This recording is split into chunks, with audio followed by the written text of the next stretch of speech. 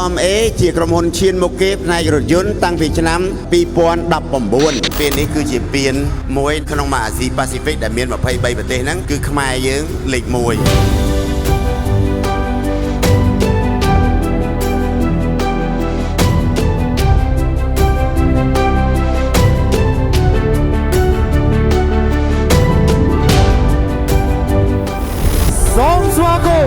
รถยนต์ประเภทครูซาประกอบด้วยอุตสาหกรรมประดับเพียบภาษาเพียบ The All New Ford Edge สรีทวีชนะปีพอไปประเภทมองการทีมซาประเทศกัมพูชี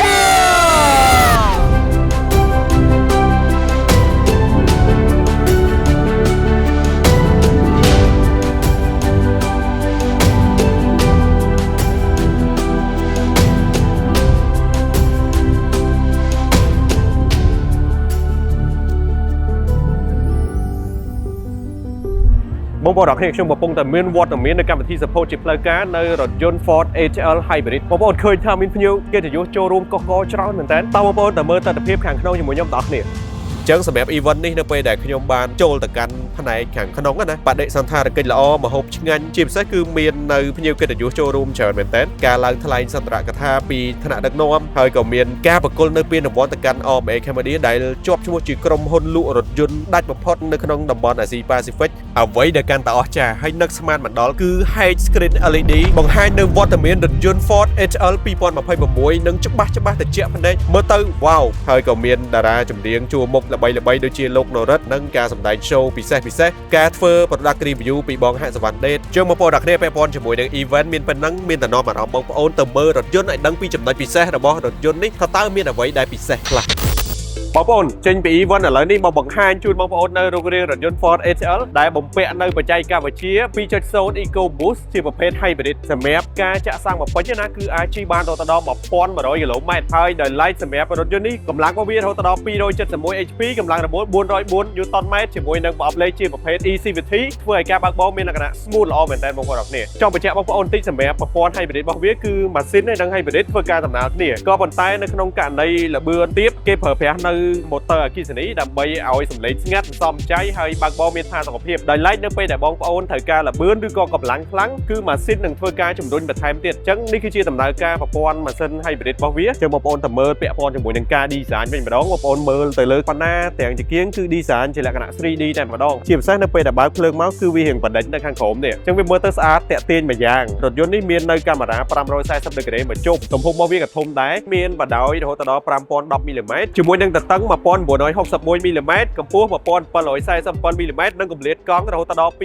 2950 មីលីម៉ែត្រយ៉ានកង់អលុយមីញ៉ូ 20 inch design ជាលក្ខណៈ two tone ពណ៌ក្រមេលាយជាមួយនឹងពណ៌ខ្មៅបងប្អូនអ្នកគ្នា stop ខាងក្រោយជាលក្ខណៈ LED ហើយកន្លែងបើកក្លុបខាងក្រោយរបស់វាគឺនៅលើ logo តែម្ដងហើយក្លុបក្រោយបើកអូតូដោយស្វ័យប្រវត្តិតែម្ដងបងប្អូនអ្នកគ្នាហើយបើកដោយច្រើនរបៀបទៀតបញ្ជាក់បងប្អូនតិចសម្រាប់រថយន្តនេះមានជម្រើសពណ៌សពណ៌ខ្មៅពណ៌ប្រផេះនិងពណ៌ខៀវអញ្ចឹងសម្រាប់ជាជម្រើសទៅកាន់បងប្អូនតែម្ដងអញ្ចឹងផ្នែកក្រៅមានប៉ុណ្ណឹងសូមនាំអារម្មណ៍បងប្អូនចូលទៅកាន់ផ្នែកខាងក្នុងតែម្ដងតោះ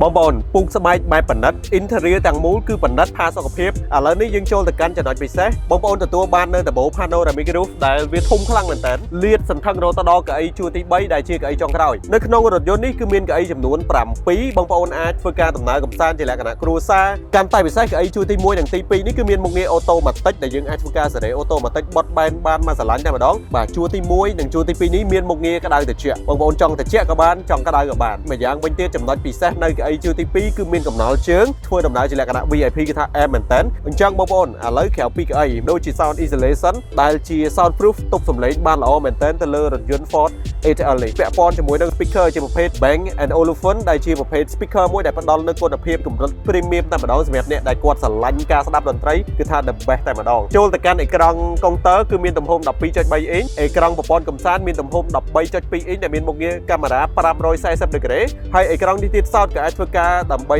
កំណត់បិទបាំងនៅប្រព័ន្ធសុវត្ថិភាពឬក៏យើងអាចធ្វើការបញ្ជាសីតុណ្ហភាពក្នុងរថយន្តផងដែរចង្កឹះលេខគឺជាប្រភេទ e-shifter បងប្អូនអរគ្នាស្រួលនៅក្នុងការបញ្ជាមែនតើអត់មានលអាក់ទេបងប្អូនអរគ្នាយ៉ាងណាមិញក៏បងប្អូនទទួលបាននៅ wireless charge មួយទៀតដែរប៉ុន្តែអ្វីដែលខ្ញុំកាន់តែចាប់អារម្មណ៍មួយទៀតគឺទៅលើចង្កូតនេះគឺជាប្រភេទចង្កូតអេឡិចត្រូនិកដែលយើងអាចបត់បែនបានយ៉ាងស្រួលផាសុកភាពទន់ស្រួលបងប្អូនអត់ចាំបាច់ប្រើកម្លាំងច្រើនទេរថយន្តនេះមានដៃទ្វារលឹបលៀនដែលវាជាការ design concept បែបថ្មីមួយវាមើលទៅស៊ីវិល័យតែម្ដងតែជា concept ដែល ខ្ញុំពេញចិត្តប៉ុន្តែបញ្ជាក់បងប្អូនបន្ថែមណារថយន្ត Hybrid មែនក៏ប៉ុន្តែបំពាក់នៅបច្ចេកវិទ្យា 4 wheel drive ដែលជាបច្ចេកវិទ្យាវិលកង់ទាំង4អញ្ចឹងសម្រាប់រថយន្តនេះបងប្អូនមិនបាច់បារម្ភទេទាំងកម្លាំងទាំងសមត្ថភាពនៃការបើកបរគ្រប់កលៈទេសៈផ្លូវចឹងបងប្អូនអ្នកគ្នាផ្នែកខាងក្នុងខ្ញុំមានប៉ុណ្ណឹងបើសិនជាបងប្អូនចង់ដឹង detail លម្អិតបន្ថែមទៀតបងប្អូនចាំតាមដានទេសនាជាមួយនឹងវីដេអូ review ពេញរបស់ខ្ញុំដែលនឹងចេញក្នុងរយៈពេលខាងមុខនេះ